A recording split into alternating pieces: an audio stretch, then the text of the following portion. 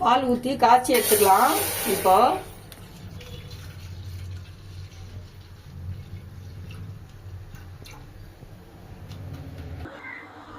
பால் பொங்கிடுச்சு. இப்போ நம்ம இதை சுண்ட வச்சுக்கலாம்.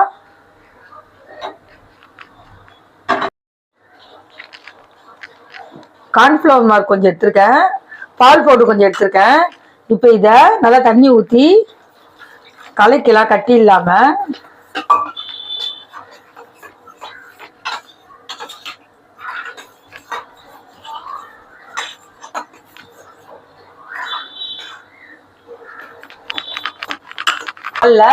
நம்ம சேர்த்துக்கலாம். இப்ப இதை நம்ம கலக்கினே இருக்கலாம், கை விடாம.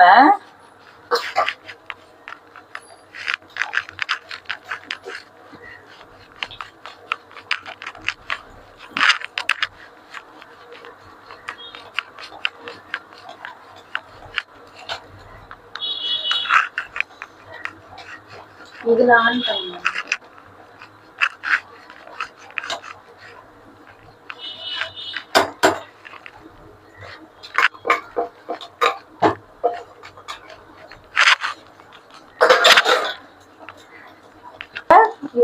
பால் பவுடர்ல கொஞ்சம் இனிப்பு இருக்கும், அதனால நான் இப்ப சர்க்கரை கொஞ்சம் கம்மியா சேர்த்துக்கிறேன். இதுல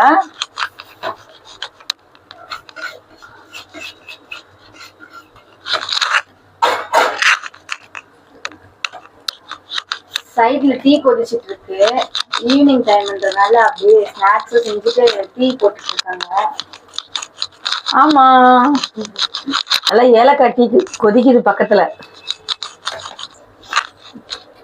இப்ப நல்லா பதம் வந்துடுச்சு. இப்ப இதை நம்ம ஆஃப் பண்ணி ஃப்ரிட்ஜில் வச்சு எடுப்போம்.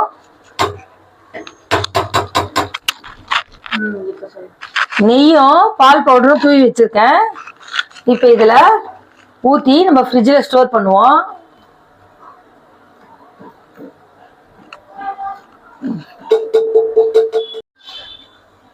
பவுல்ல இருந்து எடுத்து வச்சாச்சு. இப்ப பாருங்க, நல்லா கட்டியா வந்துடுச்சு. இப்போ இதை நம்ம கட் பண்ணிக்கலாம். பாருங்க, சூப்பரா வந்திருக்கு, நல்லா கேக் பீஸ் மாதிரி.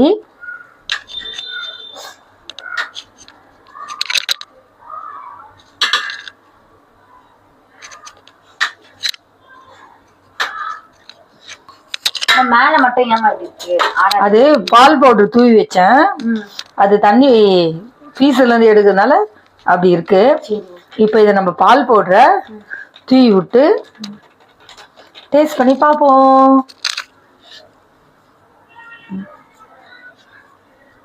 நடி பாருங்க, செம சாஃப்டா வந்திருக்கு. இப்ப நம்ம டேஸ்ட் பண்ணுவோம்.